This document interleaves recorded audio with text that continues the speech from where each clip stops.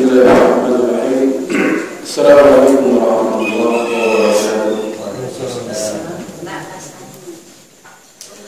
Innal hamdalillah hamdan katsiran tayyiban mubarakan fihi kama yuhibbu rabbuna wa yarda. Asyhadu an la ilaha illallah wahdahu la syarika lah wa asyhadu anna Muhammadan abduhu wa rasuluhu la nabiyya ba'dahu. Allahumma shalli wa sallim ala nabiyyina wa qudwatina wa rasulina Muhammad wa ala alihi wa sahbihi wa ansarihi wa juludihi wa syaratihi wa man tabi'ahum ila yaumil qiyamah. Ma'asyiral muslimin wa muslimat, Bapak Ibu, a'azzakumullah wa iyyakum jami'an. Alhamdulillah, hari ini dengan izin Allah kita bisa bermuajah, bisa berkumpul di dalam majelis yang mulia, pertemuan yang semoga dengan pertemuan ini Allah turunkan rahmatnya, Allah turunkan keberkahannya di pada hari ini hingga selesai acara kita nanti, dan juga semoga menjadi bekal kebaikan kita selama kita hidup di dunia dan di akhirat nanti. Bapak sekalian, rahimani wa rahimakumullah, di antara salah satu ciri khas agama Islam adalah tasyamil wal mutakamil, yaitu agama yang sempurna, yang lengkap. Kita tidak mau orang Islam memahami Islam seperti orang buta yang menceritakan tentang wujud fisik gajah. Orang buta yang satu mengatakan gajah itu tipis kayak kipas. Orang buta yang satu mengatakan gajah itu tinggi kayak pohon kelapa. Orang buta yang satu mengatakan gajah itu kayak ular kayak selang. Orang buta yang keempat mengatakan gajah itu bulat kayak gentong. Semuanya tidak salah sebenarnya, karena gajah menceritakan sesuai dengan apa yang mereka pegang, bukan dengan apa yang mereka lihat secara utuh. Yang satu bilang kayak kipas karena yang dia pegang hanya telinga. Yang satu mengatakan gajah itu kayak kelapa karena yang dia pegang hanya kaki. Yang satu yang mengatakan gajah itu kayak ular karena yang dia pegang hanya belalainya. Yang terakhir karena dia pegang hanya perutnya saja. Ya, kita tidak menginginkan seorang muslim dan muslimah memahami Islam seperti itu, yaitu pemahaman serpihan-serpihan yang merasa sudah Islami ketika dia bisa sholat saja lupa yang lainnya, atau merasa sudah Islami ketika dia sudah haji lupa yang lainnya, atau dia hanya merasa sudah Islami karena sudah melakukan ritual ibadah tapi lupa dengan kesolehan sosial. Atau misalnya ada orang yang sudah soleh sosial tapi lupa juga dengan soleh politik dan pemerintahan. Artinya Islam itu menuntut agar umatnya melek, paham, mengerti dan baik di seluruh sisi kehidupan kita. Oleh karena itu Allah berfirman, "Wa nazzalna 'alaikal kitaba tibyanan likulli syai'." Kami telah turunkan kepada kalian Alkitab, yaitu Al-Quran, tibyanan likulli syai', sebagai penjelas segala sesuatu. Jadi bukan hanya menjelaskan ibadah atau menjelaskan kisah para nabi atau menjelaskan tentang mukjizat atau akhlak, tetapi likulli syai', seluruh yang dibutuhkan oleh manusia Allah sudah jelaskan di dalam Al-Quran. Dari paling ringan sampai yang begitu detail, berat dan kompleks, Islam memberikan aturan dan perhatian, dan tidak ada agama satupun di dunia yang memperhatikan sampai sedetil itu. Mulai dari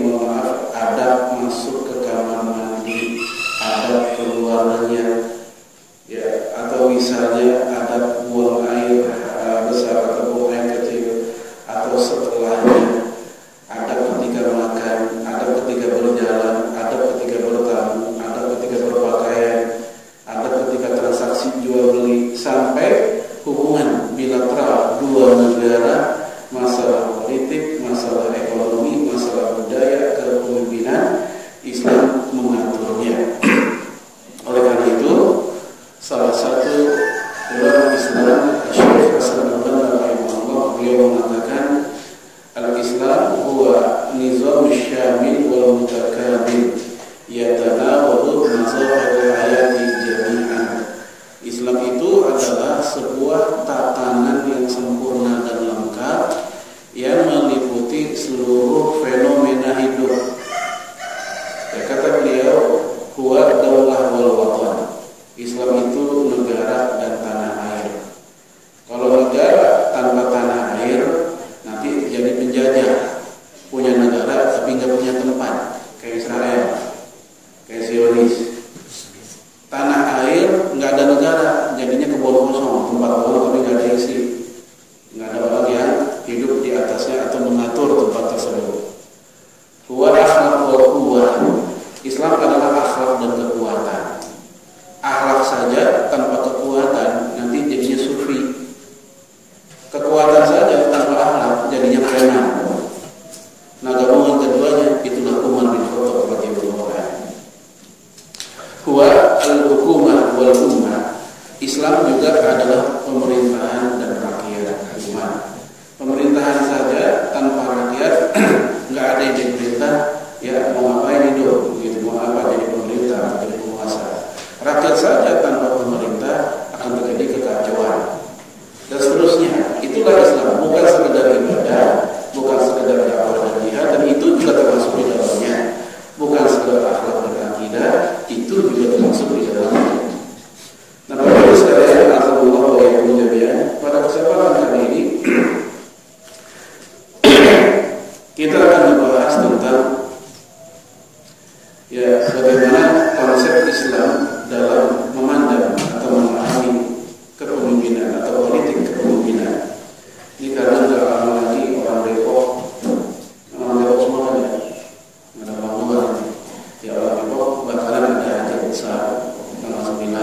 Maka dari itu kita bicara bagaimana Islam membahas atau memberikan panduan bagi umatnya untuk masalah kepemimpinan.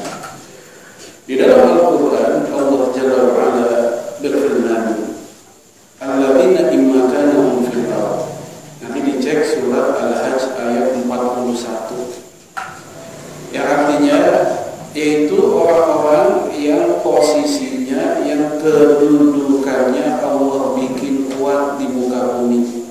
Jadi ada orang, bukan satu nih, alladzina, orang-orang. Ya, ini menunjukkan bahwa kepemimpinan itu di satu zaman enggak tunggal. Mungkin ada di sebuah tempat ini, tempat itu. Mereka Allah bikin posisinya kuat di muka bumi. Nah, kalau udah kuat mau ngapain? Ya Allah meneruskan, wa aqamus shalah wa atuz zakah wa amaru bil ma'ruf wa nahaw 'anil munkar.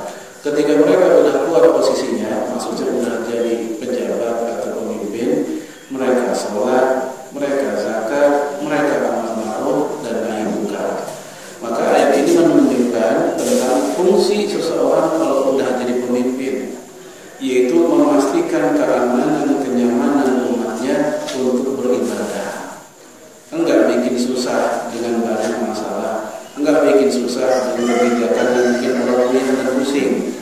Oleh karena itu disebutkan di sini sholat, zakat, dan juga dipastikan keamanan hidup mereka, maka disebutkan amal ma'ruf dan nahi munkar. Tapi ternyata tidak demikian pada kenyataannya yang kita lihat dan saksikan di beberapa atau mungkin di banyak tempat. Ketika orang sudah diberikan amanah kepemimpinan, dia lupa diri dan dia lupa terhadap fungsi-fungsi ini. Yang dia lakukan adalah memperkaya dirinya, yang dia lakukan adalah mengkhianati amanah, yaitu amanah kepemimpinan ini. Baik, ini yang pertama, perhatian Allah terhadap masalah kepemimpinan buat umat manusia. Lalu kemudian di dalam ayat yang lain, nanti Bapak Ibu juga cek dalam surah An-Nisa ayat 58 dan 59, di mana Allah berfirman dalam kedua ayat ini, ya, wa idza hakamtum bainan nas an tahkumu bil adl. Jika kalian menerapkan hukum di antara manusia, maka berhukumlah dengan cara adil. Nah, ayat ini menunjukkan perintah Allah kepada para pemimpin supaya berlaku adil. Karena imamul adil, pemimpin yang adil itu salah satu orang yang akan mendapatkan perlindungan naungan dari Allah pada yaumul akhir nanti. Pemimpin yang adil yaitu pemimpin yang menerapkan syariat Allah, pemimpin yang hidupnya di bawah naungan syariat Allah. Ini pemimpin yang adil, ini syarat yang pertama. Kemudian bukan hanya itu, tapi dia juga menjadi orang pertama yang menyampaikan bagaimana hidup di bawah naungan syariat Allah tersebut. Kemudian dia mengajarkan kepada umat manusia. Lalu juga pemimpin yang adil inilah yang Rasul katakan, inna min khiyarikum, sesungguhnya manusia terbaik di antara kamu adalah di antaranya ketiga, bukan satu-satu yang terbaik, di antara yang terbaik di antara kita adalah itu al-imam al-adil, pemimpin yang adil, di mana kamu mendoakan kebaikan buat dia, dia pun mendoakan kebaikan buat rakyatnya. Dan ini menunjukkan bahwasanya perhatian Allah itu lengkap, bukan hanya kepada pemimpin, tapi juga kepada rakyat, bukan hanya kepada rakyat, tapi kepada pemimpin. Untuk kewajiban perhatian kepada rakyat bisa kita lihat pada ayat selanjutnya, itu ayat 59. Ya ayyuhalladzina amanu, wahai orang-orang beriman. Ini buat buat kita, buat rakyatnya. Atii'ullaha wa atii'ur rasul wa ulil amri minkum. Tuh situ. Ayat 58-nya untuk para pemimpin, ayat 59-nya buat kita. Wahai orang beriman, taatilah Allah, taatilah Rasul, dan taatilah ulil amri kamu. Nah, ini menunjukkan bahwasanya sekali lagi arah pembicaraan ayat ini atau dua ayat ini kepada dua kelompok.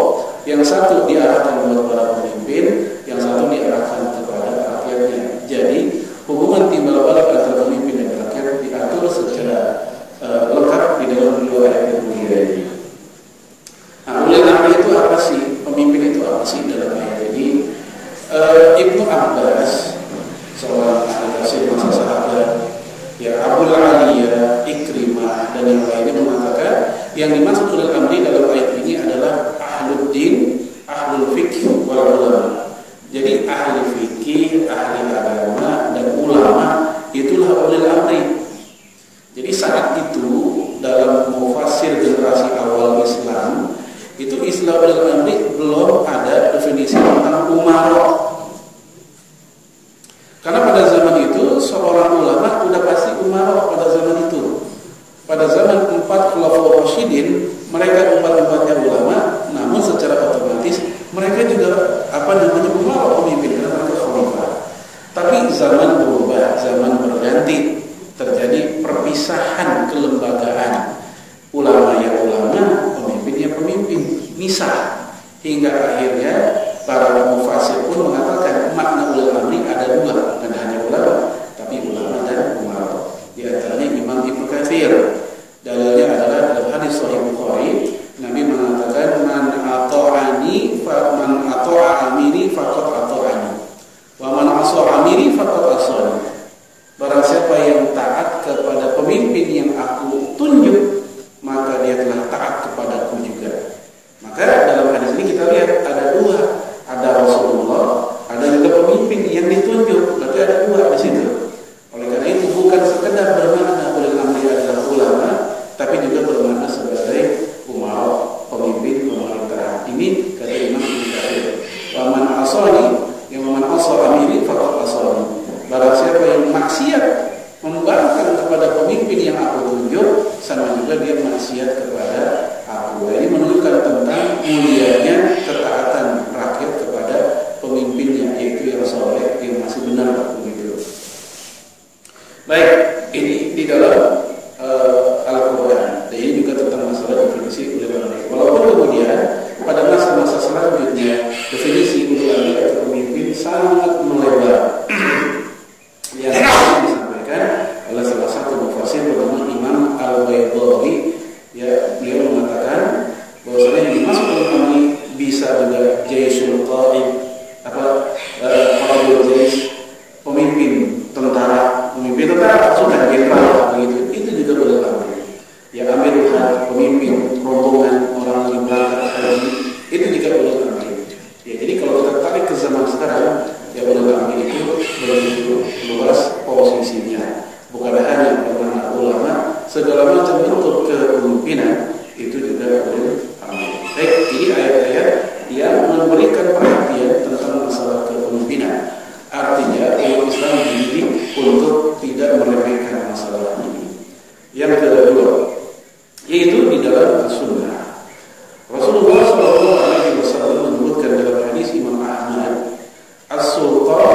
zillullah fil ardi. Dalam hadis lain, al-imam zillullah fil ardi. Pemimpin atau sultan itu naungan Allah di muka bumi. Coba, jadi saking mulianya posisi pemimpin sampai-sampai Allah bilang, Rasul bilang, itu naungan Allah di muka bumi. Jadi wujud dari perlindungan Allah kepada hambanya di antaranya adalah Allah turunkan pemimpin yang adil buat mereka. Ini ada dua makna. Yang pertama itu menunjukkan kemuliaan para pemimpin. Yang kedua, dalam hadis tadi menunjukkan fungsi dari seorang pemimpin itu melindungi umatnya. Ini hadis statusnya hasan diriwayatkan oleh Imam Ahmad dan yang lainnya. Lalu kemudian juga Rasulullah SAW juga menegaskan dalam riwayat lain tentang masalah kepemimpinan yang juga diriwayatkan oleh Imam Ahmad dan yang lainnya. Nabi mengatakan, idza kharaja thalathatun fi safar, jika ada 3 orang pergi berangkat safar jalan-jalan, maka falyamru ahaduhum, maka hendaknya salah satu di antara 3 orang itu diangkat menjadi seorang pemimpin. Kalau sekedar jalan-jalan, ya rihlah, tamasya begitu, butuh ada pemimpin untuk mengatur supaya sampai di sana nggak kredit, nggak ngaco atau gimana. Apalagi dalam mengurus manusia, ya mengurus masjid, maka ada ketua DKM. Ngurus lingkungan yang paling dekat, RT, ada ketua RT, lebaran dikit RW, ada ketua RW. Ini ngurus manusia. Jadi sekali lagi, kalau sekedar jalan-jalan aja butuh pemimpin, padahal jalan-jalan kagak lama, selama-lamanya sehari 2 hari, padahal jalan-jalan nggak usah pakai bikin sistem yang aneh-aneh, itu aja butuh pemimpin. Apalagi kita mengurus banyak orang yang bukan sehari 2 hari, tapi lama durasi waktunya, maka logikanya dia lebih membutuhkan pemimpin. Sekali lagi, ini perhatian Islam, perhatian Rasulullah SAW dalam masalah kepemimpinan. Lalu kemudian juga Rasulullah SAW menegaskan tentang, ya sekarang buat kita kalau udah punya pemimpin itu kayak apa? Yaitu Rasul mengatakan dalam hadis Sahih Muslim, ya, man mata wa laisa fi 'unuqihi bai'ah mata mitatan min syu'batil jahiliyah. Jadi barang siapa yang wafat, yang meninggal dalam keadaan dia belum pernah memberikan baiat kepada pemimpinnya, maka kalau dia meninggal, kata Nabi, matinya di antara cabang-cabang kejahilian. Apa maksud jahiliyah dalam hadis ini? Dan siapakah pemimpin yang dimaksud? Yaitu, ya ini berlaku untuk Khalifatul Uzma atau Imamul A'zam, pemimpin umat Islam tertinggi. Nah, saat ini memang itu tidak ada pemimpin yang mampu atau yang luasnya jangkauan kepemimpinannya menaungi seluruh umat Islam seperti khalifah pada zaman dulu. Nggak ada. Yang ada sekarang adalah ya pemimpin di masing-masing negara. Ya kita presiden, ya Turki perdana menteri, ya dan lain-lainnya, tergantung model negaranya. Namun yang dimaksud dalam hadis tadi pada dasarnya adalah Khalifatul Uzma, seorang khalifah. Ketika sudah ada khalifah, maka kita dianjurkan, diwajibkan untuk baiat kepada mereka sebagai bukti bahwa kita akan mentaati mereka, sebagaimana para sahabat Nabi dahulu berbaiat kepada Rasulullah SAW.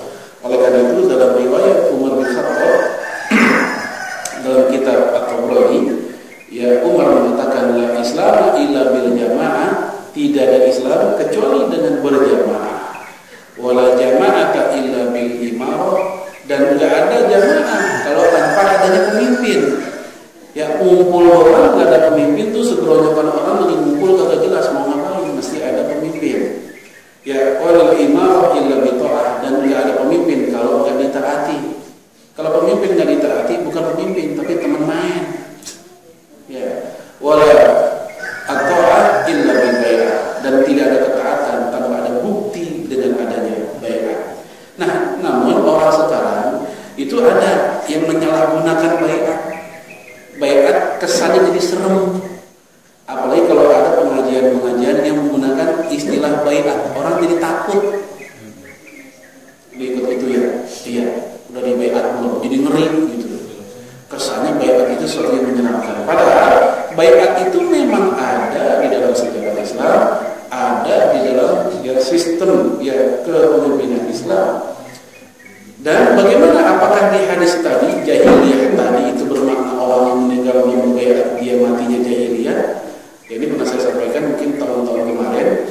jahiliyah dalam hadis ini bukan orangnya yang jahiliyah, tapi seolah-olah dia hidup di zaman jahiliyah. Karena hadis ini menggunakan kasrah, mata mitatan jahiliyah, kasrah mitatan, bukan fathah. Kalau fathah mata maitatan, maka yang jahiliyah mayitnya, orangnya. Kalau mitatan yang jahiliyah bukan orangnya, tapi zamannya. Seolah-olah dia wafat di zaman tidak ada khalifah, di zaman jahiliyah. Itu maksudnya. Ini dijelaskan oleh para ulama, di antaranya Imam Nawawi, Imam Ibnu Hajar, Asy-Syaukani, Syekh bin Baz dan yang lainnya. Ya, ini yang kesekian dalam sunnah Rasulullah SAW yang begitu perhatian terhadap masalah kepemimpinan. Lalu kemudian selain dari itu bagaimana pandangan Rasul tentang para Rasul sebelumnya, yang juga menunjukkan bahwa para Nabi sebelumnya mereka bukan hanya Rasul, bukan hanya Nabi, tapi pemimpin bagi umatnya. Dalam riwayat Imam Bukhari, Rasul bersabda, "Kanat Banu Israila tasusuhumul anbiya." Dahulu para nabi mereka mensiasahkan Bani Israel, sehingga yang namanya ngurusin atau membicarakan masalah kepemimpinan ini bukan hanya urusan orang sekarang, tetapi ini merupakan urusan para nabi. Jadi Bapak Ibu sekalian, kita nggak usah takut membicarakan masalah kepemimpinan atau politik kepemimpinan, karena para nabi pun dahulu mereka mensiasahkan, mempolitikkan Bani Israel. Kalau bahasa lainnya, ya politik kepemimpinan itu merupakan warisan Nabi. Bagaimana komentar para ulama tentang hadis ini? Imam Nawawi menjelaskan maksud dari tasusuhumul anbiya adalah yatawallawna umurahum. Dahulu para nabi, para rasul itu mereka menjadi pelayan, mengurus urusan keperluan umatnya. Jadi yang namanya pemimpin dalam Islam bukan ngebos, tetapi mereka menjadi pelayan. Bukan disebut Amirul Mukminin, pelayan orang-orang beriman. Dulu ada ada utusan Raja Romawi datang ke Madinah pada masa kekhalifahan Umar bin Khattab radhiyallahu anhu. Dan dia bertanya kepada para sahabat Nabi yang lagi ngumpul di Madinah, "Aina malikuka?" Mana raja kalian? Jadi persepsi mereka terhadap umat Islam sama kayak mereka, sama-sama punya raja. Apa jawaban para sahabat? "Malana malik." Kita nggak punya raja. Ini kata para sahabat. "Walakin lana amir." Tetapi yang kita punya adalah amir, pelayan. Lalu kemudian si orang Romawi ini, utusan Romawi ini keluar kota Madinah mencari-cari Umar. Dia dapati Umar bin Khattab radhiyallahu anhu sedang tidur lagi rebahan di bawah pohon. Ya, dan sandaran dia, bantalnya dia adalah tangannya sendiri, dan sebagian di sebagian tangannya memegang tongkat kecil yang biasa dia pakai untuk memukul orang yang lagi maksiat. Sehingga gara-gara kayak begini terenyuh hati utusan Romawi ini. Dia bandingin dengan rajanya sendiri di Roma yang mewah, istananya gede, ya tingkahnya tantang tenteng itu tentang raja. Dibandingin dengan Umar. Inilah amir. Harusnya kayak begitu pemimpin itu. Jadi bukan ngebos, bukan menunjuk-nunjuk begitu, tentang punya banyak ajudan, bawahan, tetapi hendaknya dia melayaninya. Oleh karena itu ada sebuah ungkapan, dan ini hadis namun dhaif, ya, sayyidul qaum khadimuhum. Apa artinya? Pemimpin sebuah kaum adalah pelayan kaum tersebut. Ini hadis dhaif, lemah. Tetapi secara makna benar bahwa seorang pemimpin hendaknya melayani masyarakatnya. Jadi ketika pemimpin ketemu masyarakat, bukan kita yang kagak enakan sama dia kagak enakan sama kita, karena kita hakikatnya adalah yang mesti dia layani, gitu. Ini dari sahabat Nabi, ya, penjelasan dari para sahabat. Kemudian kita ambil dua contoh lagi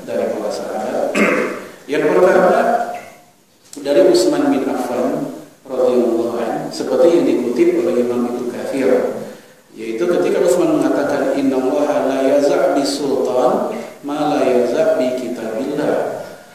Allah akan menghilangkan kemungkaran dengan kekuatan para penguasa atau pemimpin ketika kemungkaran itu enggak hilang pakai kekuatan Al-Quran. Ada nih kemungkaran, ada maksiat, ada orang lagi maksiat, kita nasihatin belum tentu mempan. Depan rumah kita ada orang lagi maksiat, judi, mabok, ya, main gitar rame-rame, gejreng-gejreng gak jelas. Jelas ya kalau nggak jelas kita nggak dengar begitu ya, jelas sebenarnya. Ya. Kemudian kita sebagai yang punya rumah nggak rela rumah kita dijadikan ajang buat mereka bermaksiat. Kemudian kita mau ngusir galak-galak juga takut karena banyakan mereka dan mereka oke preman gitu. Akhirnya kita ngusir dengan nasihat. Nasihat, ya kalau ada maghrib masih ngumpul di sini nggak ada yang sholat apa ya, kita nasihatin begitu. Begitu kita bacain ayat lagi. Ya innamal khamru wal maisiru wal ansabu wal azlamu rijsun min amali syaitan fajtanibuhu la'allakum tuflihun. Ini kan mereka nggak ada yang buat, mereka malah marah-marah kepada kita. Nah, beda cerita kalau seandainya kita telepon orang yang punya otoritas atau kekuasaan di situ. Ya, telepon dah. Pak RW, depan rumah saya ada yang mabuk nih.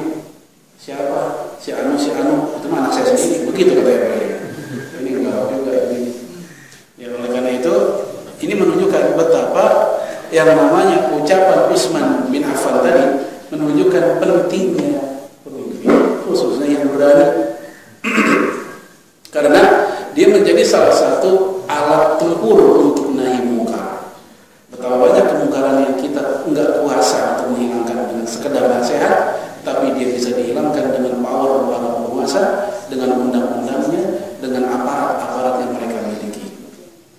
Ya, kalau seandainya saya membahas masalah ini di banyak majelis, masalah tadi yang mengingkari kemungkaran, insya Allah orang paham sih paham, tapi yang paham yang mana? Yang memang udah baik, yang udah sering ke masjid, yang udah sering ke majelis taklim. Tapi yang enggak ada dalam jangkauan para ustaz ini, ya atau orang segala macam, mereka bisa dijangkau dengan hukum yang berlaku di daerah tersebut. Siapakah yang mengundang-undangkannya? Itu para pemimpin kita. Baik. Lalu kemudian, ya kita lihat dari Imam Ahmad bin Hanbal dan Al-Fudail bin Iyad. Mereka berdua mengatakan, kami kalau seandainya punya doa yang mustajab, seandainya kami punya doa yang dikabulkan, yang pertama kali kami doakan adalah pemimpin. Karena bagusnya pemimpin itu ngerembet ke rakyatnya, jeleknya pemimpin ngerembet pula ke rakyatnya. Oleh karena itu, ketika ada seorang anak muda melapor tentang kejahatan gubernur Madinah, namanya Al-Hajjaj bin Yusuf As-Saqafi, seorang gubernur yang sangat sadis, ulama digorok-gorokin sama dia. Ini zaman dulu sahabat Nabi masih hidup, Ibnu Umar masih ada, Abdullah bin Zubair, cucu Abu Bakar As-Siddiq dipenggal awalnya, Sa'id bin Jubair, ahli tafsir dipenggal awalnya. Sehingga ada anak muda melapor ke Hasan Al-Basri, ini pemimpin kita zalim amat, begini banget, gimana nih kita? Apa jawaban Hasan Al-Basri? Ya, kaifa takunu iwalla alaikum. Ya, bagaimana jadinya kamu? Ya begitulah pemimpinmu. Jadi kalau kita mau tahu bagaimana akhlak kita, kondisi real kita itu terrefleksikan, tergambar dalam tingkah laku penguasa. Jadi kalau kita bilang penguasa itu begini, ya kita begitu juga jangan-jangan. Ya ini bukan hadis ya, yang tadi banyak orang ini hadis, lalu bukan hadis.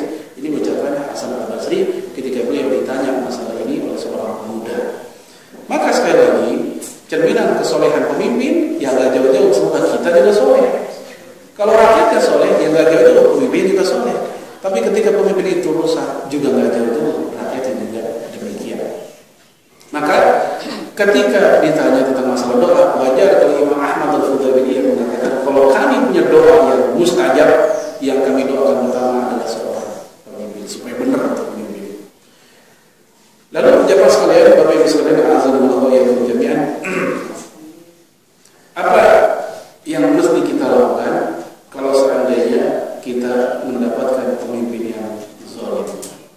Ada dua model para ulama menyikapi pemimpin yang zalim. Kalau pemimpin yang adil, jelaslah kita taat kepada mereka. Ajaran mereka yang baik-baik kita ikuti. Perintah mereka yang soleh-soleh yang baik-baik kita ikuti. Larangan mereka juga yang sesuai dengan syariat kita ikuti larangan tersebut. Maksudnya kita jauhi. Ya, kita akan bahas ini kan udah jelas. Tapi bagaimana dengan pemimpin yang zalim? Yaitu pemimpin yang memimpin dengan cara diktator. Ya, sebelum kita bicara bagaimana sikap kita lihat bagaimana Rasulullah SAW memberikan ancaman buat para diktator. Nabi mengatakan, Inna fil jahannam wadin lahu bi'run yuqalu lahu al-Ahab. Di neraka jahannam punya lembah, dan lembah itu punya sumur, punya bi'run itu sumur, dan sumur ini bernama Ahab. Dan Ahab ini, ya kata Imam Al-Haythami, dijelaskan dari para tabi'in, itu sumur yang di neraka, yang kalau batu kita lepas baru nyampe ke dasar 70 tahun yang akan datang. Cuma ini 70 tahun ukuran mana? Ukuran akhirat atau ukuran dunia? Ukuran dunia aja 70 tahun kayaknya udah lama banget. Cuma maaf, ibu-ibu udah ada yang 70 tahun namanya? Belum ya? Ya kita umur 50 aja kayaknya udah lama banget hidup ya. Ya gitu. Ini 70 tahun, itu kalau dunia. Apalagi 70 tahun ukurannya akhirat. Dan di hadis ini udah dijelasin 70 tahun ukuran apa. Kalau ukuran akhirat sehari di sana aja berapa tahun di sini? 1000. Nah 70 tahun di sana kayak apa di sini? Itu batu baru nyampe. Buat siapa ini sumur? Kan gitu. Buat siapa ini sumur ditempatin ke dalam itu? Buat siapa? Ya kata Nabi itu haqqan Allah Ta'ala ayaskinahu likulli jabbarin anid. Allah akan nyemplungin ke dalam sumur itu, yaitu para pemimpin-pemimpin yang jabbarin anid, pemimpin yang diktator. Jabbar itu maksa, diktator. Apa kata dia kudu diikuti walaupun salah. Kita jangankan nolak, bertanya aja takut, apalagi nolak. Ya. Dan yang kayak begini Nabi terkesin dalam hadis yang lain, dalam riwayat Imam Al-Haythami dan seluruh perawi yang terpercaya, kata Rasulullah, yadkhulun nar kama yataqahamuna al-qiramah. Pemimpin yang zalim, pemimpin yang jahat akan masuk ke neraka berbondong-bondong, enggak satu jadinya, berdesak-desakan masuk ke neraka seperti kirodah.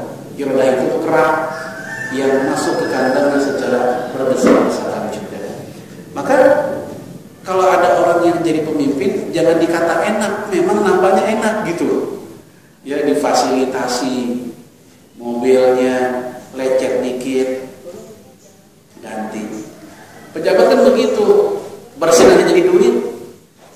Ya, misal ada gubernur, wali kota, ada acara, bangkis berkali-kali. Ditanya sama pengusaha, kenapa Pak? Iya, bilang ini duit Pak buat dokter, jadi duitnya. Ya, jadi kita kan enak banget pejabat ya, tunjangan ini, tunjangan itu, tunjangan komunikasi, tunjangan pakaian, tunjangan keluarga, tunjangan mobil sini. Tunjangan apa? Makanan padang. Ya.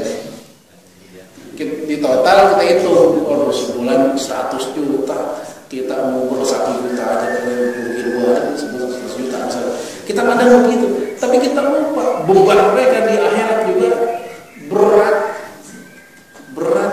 sangat berat.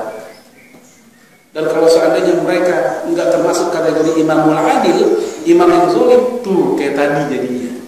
Kalau dia imamul adil, kayak yang pertama Allah lindungi. Kalau dia enggak adil, seperti kerak yang berdesakan masuk ke neraka. Jadi kita jangan mikir enaknya aja, tapi kita lihat betapa resikonya. Maka wajar kalau dalam entitas muslim yang baik, pertama mereka takut untuk jadi pemimpin. Biasanya main dorong-dorongan, lu aja dah jadi pemimpin, lu aja. Kan begitu, karena mereka tahu konsekuensinya. Bukan hanya hilangnya kepercayaan masyarakat kepada dia nantinya, tetapi dia akhirat begitu berat tanggung jawabnya. Tetapi kalau semuanya mundur, nggak ada pemimpin, memang semuanya mau jadi rakyat, nggak ada pemimpin.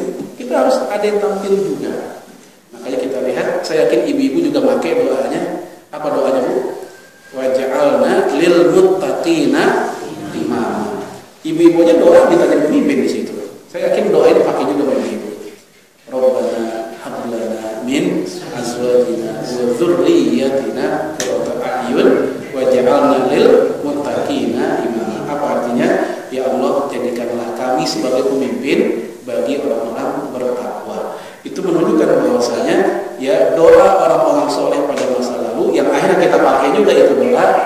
mereka tidak tabu meminta jabatan kepemimpinan. Yang tabu yang mana, yang salah yang mana? Orang yang nggak punya kapasitas, orang yang nggak punya kecakapan, kagak mampu, tapi minta-minta jabatan, itu yang kagak boleh. Ya, baik. Lalu kemudian sikap kepada pemimpin zalim yang pertama yaitu menasehatinya. Jangan diem. Kalau kita punya akses, kita punya jalur, kita lihat pemimpin kita punya kebijakan yang zalim, ya maka kita jangan diem, mesti negor. Banyak contohnya sejak masa terdahulu. Yang pertama yang dilakukan oleh salah seorang wanita pada masa kekhalifahan Umar bin Khattab radhiyallahu anhu. Jadi perempuan juga punya peran yang sama dengan laki-laki dalam menegur pemimpin yang zalim. Jadi lah teman-teman orang laki, jangan begitu juga Bu. Kalau pemimpinnya salah tegur.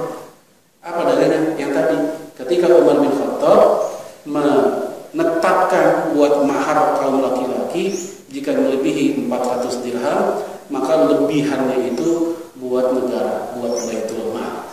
Maka ada seorang wanita yang protes kepada Umar bahwasanya yang namanya mahar itu mutlak total milik perempuan.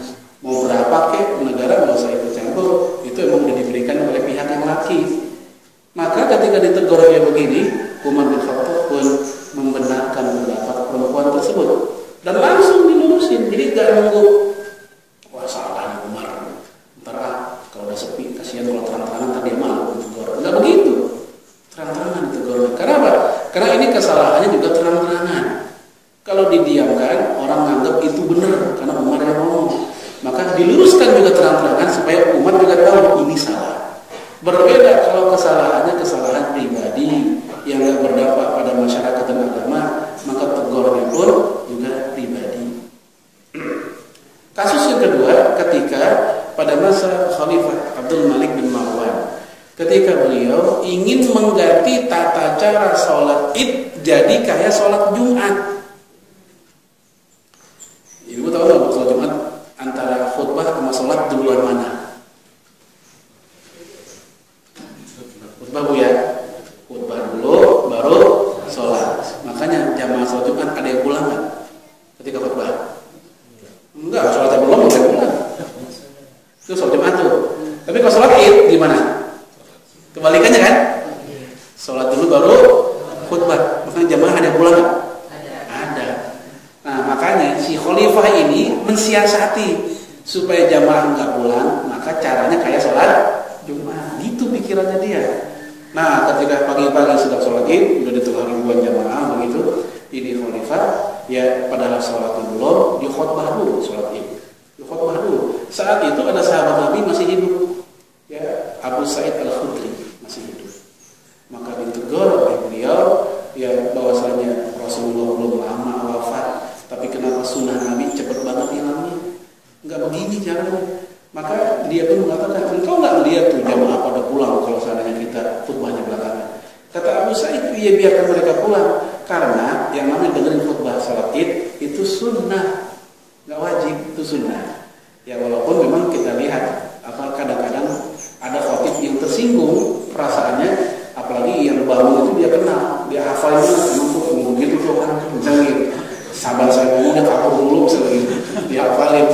Oleh karena itu sebenarnya sunnah memang. Ya kata Nabi, bagi yang pengen dengar silakan duduk kata Rasul. Bagi yang pengen pergi silakan pergi.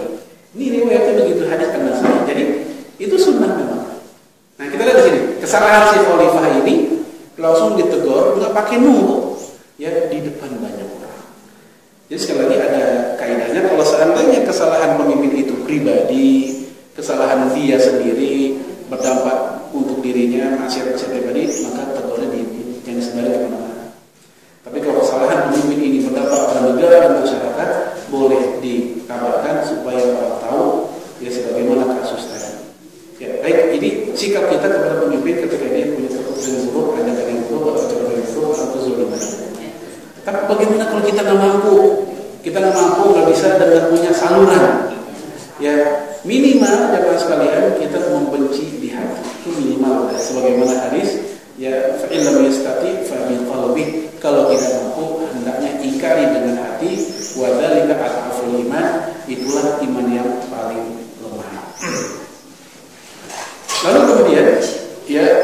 Bagaimana pandangan para ulama? Tadi sudah dari para sahabat, kemudian para sebagian dari tabi'in. Sekarang kita masuk ulama dalam menyikapi para pemimpin ini. Yang pertama saya ambil dari Imam Ibnu Aqil Al-Hambali. Dia mengatakan as-siyasatu makanan min al-af'al bihaitsu yakunu nas ma'ahu aqrab ila salah wa ab'ad 'anil fasad. Jadi yang namanya ngurusin politik ya itu merupakan ya perbuatan manusia yang mengajak dan membawa manusia menuju kebaikan dan ab'ad 'anil fasad, menjauhi kerusakan. Di sisi ini antara politisi, pemimpin dengan dai sama, dengan ustaz itu sama-sama mengajak orang pada kebaikan dan sama-sama mengajak orang jauh dari keburukan. Ya, oleh karena itu wajar kalau zaman dahulu bersatu dalam satu pribadi seorang mubalik, pribadi seorang dai, dan juga pribadi dia seorang pemimpin. Ya.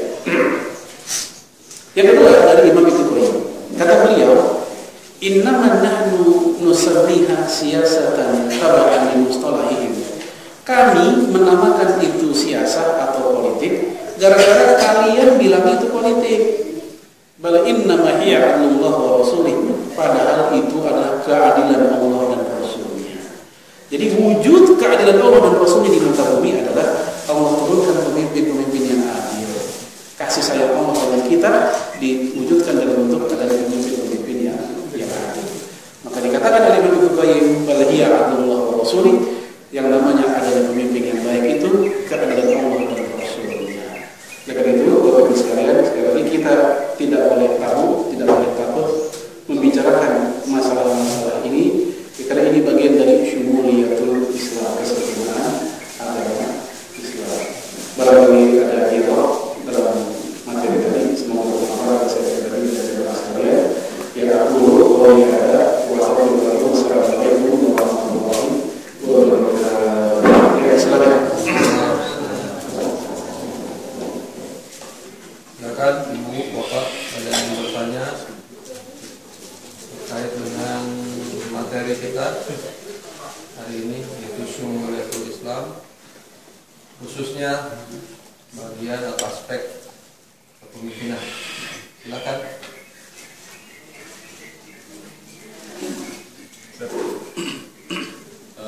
Kalau di tempat kerja misalkan, jadi di tempat kerja kan harusnya memang asalnya pemimpin seorang laki-laki. Dan misalkan memang ada laki-laki itu memang belum kapal sehingga kemudian yang terpilih adalah perempuan. Baik, tentang kepemimpinan perempuan di atas kaum laki-laki kayak di instansi pemerintahan atau kalau di sekolah, kepala sekolahnya perempuan, ya, staf-stafnya, guru-gurunya laki ya perempuan. Ini gimana? Ya boleh apa enggak?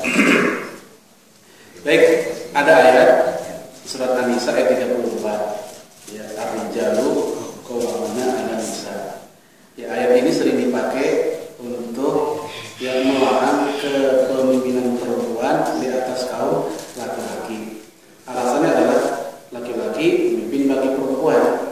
Walaupun ini ayat lagi ngomongin masalah rumah tangga, bagi mereka berlaku qiyas aula, yaitu kalau perempuan dia bukan pemimpin di tingkat rumah tangga, apalagi yang lebih tinggi dari rumah tangga.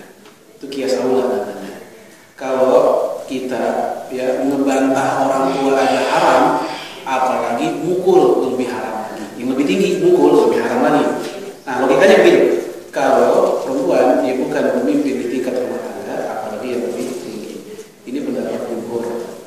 Adapun Abu Hanifah, ya Abu Hanifah, Imam Ibnu Hazm, ya kemudian Umar bin Khattab, ya mereka termasuk yang tidak mempermasalahkan kepemimpinan perempuan, apalagi kalau dia pantas, dia bisa, dia mampu di atas kaum laki-laki selama bukan khalifatul uzma, selama bukan pemimpin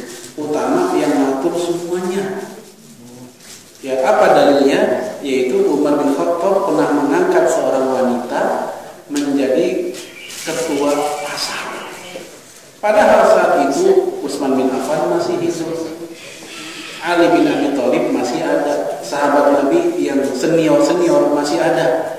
Tetapi Umar bin Khattab mengangkat seorang wanita menjadi kepala pasar. Dan kepala pasar kan masih di bawah komandonya Umar.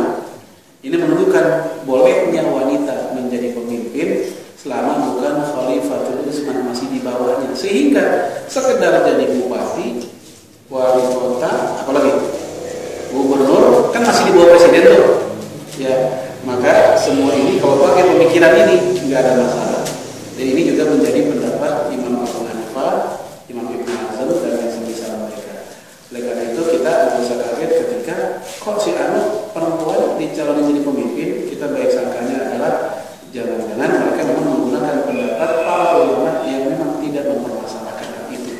Itu memang ada di dalam ya rujukan klasik fikih Islam, bolehnya wanita jadi pemimpin dengan syarat-syarat seperti tadi, bukan Khalifatul Utsman atau Imamul A'zam. Nah, konteksnya kalau tadi di instansi pemerintahan kan dia bukan Imamul A'zam. Ya, walaupun bagi saya kalau kasus itu benar-benar terjadi, saking kagak adanya laki-laki yang pantas, itu namanya berita duka cita buat kaum laki-laki. Ya. Kalau yang non muslim beda. Kalau pemimpinnya non muslim, ayatnya tegas, ayatnya jelas. Ya, la tattakhidu yahuda wal nasara awliya. Wahai orang beriman, jangan jadikan orang Yahudi dan Nasrani sebagai pemimpin. Itu jelas ya. Secara sengaja kita mengangkat mereka tidak boleh. Ya, wa may yatawallahu minkum fa innahu minhum. Barang siapa di antara kamu yang mengangkat mereka jadi pemimpin, kamu bagian dari mereka juga. Itu jelas ayatnya. Bagaimana kalau kondisinya tidak begitu? Kondisinya kita ini anggaplah kita ngelamar kerja, gitu kan, di sebuah perusahaan. Ya, ketika kita ngelamar kita nggak tahu tuh kalau ternyata kepala bagian atau bos-bosnya adalah non muslim. Ini di luar kuasa kita karena kita nggak milih mereka. Ya, ada instansi yang ini, departemen ini di muslim, pas departemen yang kita ini non muslim. Apalagi dia ini merupakan mutasi dari cabang yang mana. Nah, kalau udah masalah mutasi kan kita nggak punya itu kan yang tukang mutasi ini siapa? Bosnya. Ya, sama kayak misalnya saya seorang guru, saya ngajar di sebuah SMA, kepala sekolahnya pensiun oleh pihak apa sih Diknas misalnya ya. Ya, kepala sekolah di SMA negeri ini diganti oleh si Fulan ini non muslim. Nah, kita sebagai guru gimana ya kan ada perasaan juga, tapi nggak bisa menghindar. Makanya kayak begini masuk kategori ormas tutri kembali. Orang yang nggak bisa menghindar, orang yang terpaksa dari orang tua. Silakan kalau ada penelitian. Waalaikumsalam.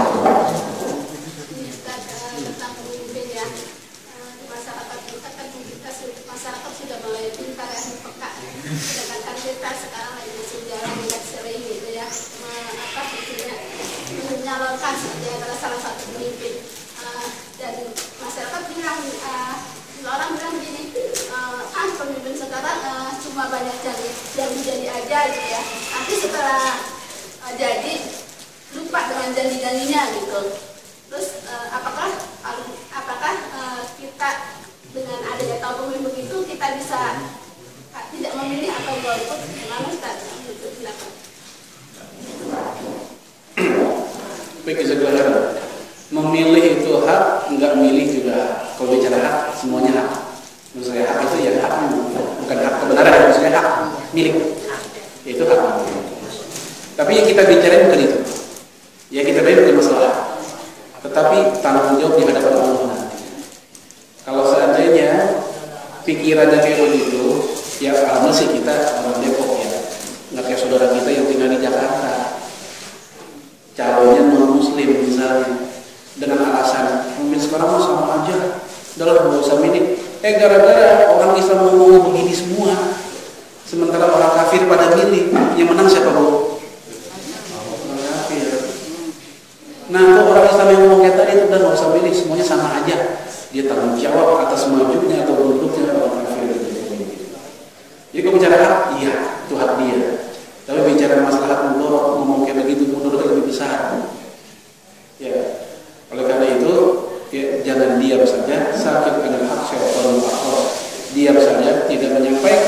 kebenaran, setan ganggu benar. Di antara bentuk kebenaran adalah kita menjadi saksi, ya kita memilih orang-orang yang layak untuk memenuhi jabatan tersebut. Ya jadi intinya kalau masalah nanti dia ingkar janji segala macam, itulah fungsinya rakyat untuk menegur mereka. Jangan diam saja. Jadi kalau seandainya dia lupa janji, ingkar janji segala macam, ya bukan berarti kita diam sebelumnya. Yang penting untuk tahapan awal kita mencegah kemudaratan yang paling dekat dulu, yaitu kemungkinan duduknya orang zalim di sana. Kalau kemudian ada orang soleh yang lupa, inilah fungsi orang terdekatnya, fungsi dewan untuk menegurnya. Kalau semuanya jalan, insya Allah nggak ada yang lupa dengan janji-janjinya. Lalu kemudian juga ini juga tentunya menjadi pelajaran buat calon pemimpin. Ya kalau janji juga jangan yang muluk-muluk, jangan yang susah-susah. Ya janji yang baik-baik saja, janji yang memang orang butuhkan, tapi juga jangan sampai yang sulit-sulit yang akhirnya Allah sendiri bebankan yang dia tidak mampu. Ya, jadi intinya buat kita jangan kolot, ya buat pemimpin pun juga jangan berjanji yang muluk-muluk yang akhirnya menyulitkan diri sendiri. Tapi kalau sudah, ya bahkan ada yang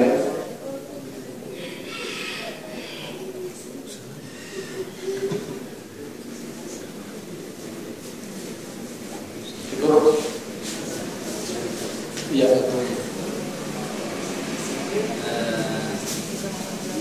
Ada sebagian orang yang melihat di antara calon-calon yang ada itu ada yang punya kapasitas kepemilikan dianggap lebih baik dari calon-calon yang muslim misalnya. Tidak merasa perlu untuk memilih imam muslim ini. Gimana? Apa quality Jadi saya mau nanya dulu nih yang namanya orang bikin batu bata. Kan banyak tuh batu bata. Sekian banyak batu bata yang kita bikin, yang kita olah, kita bentuk, kita bakar supaya layak untuk jadi tembok. Ini kira-kira di antara semua batu bata itu ada nggak yang pecah? Ada atau banyak? Banyak ya. Tapi semuanya nggak? Enggak kan? Oleh karena itu, masa sih di antara umat Islam yang kita didik, yang kita bina, yang kita proyeksikan menjadi pemimpin, masa tak satu pun semuanya jadi? Pasti ada yang jadi, ada yang layak, yang pantas menjadi pemimpin kita. Itulah yang kita bawa, yang kita pakai untuk menjadi pemimpin. Dan kita yakin di antara 200 juta umat Islam Indonesia, atau paling enggak 2 juta orang Depok, atau 8 juta orang Jakarta, masa sih barang satu tidak ada dari kaum muslimin yang layak menjadi pemimpin mereka, sampai-sampai ada perasaan, ada ungkapan, dah yang itu aja yang muslim itu lebih jago. Bagi saya yang kayak begini, pertama membuktikan, maaf ya, suuzon dengan umat Islam sendiri. Yang kedua, ini membuktikan bahwasanya kita gagal dalam pembinaan kepada umat Islam. Jadi bagi saya, di antara batu bata yang kita bina itu, masa barang satu ada yang mampu untuk menjadi tembok yang kuat? Pasti ada. Cuman karena faktor masalah ego masing-masing kelompok, akhirnya yang seperti itu tertutup oleh pencarian kelompoknya saja. Oleh karena itu, nggak harus sebuah partai politik yang jadi calonnya adalah kadernya saja. Bisa jadi dari yang lain, mungkin pada faktor yang lain lebih hebat, lebih kuasa, dan mungkin lebih soleh yang kita miliki. Begitu. Dan bisa diadu dengan calon non-muslim tersebut. Sekali lagi, jangan sampai ada perasaan, ada kekhawatiran non-muslim lebih hebat dibanding kita. Kita tunjukkan bahwa kita lebih kuasa,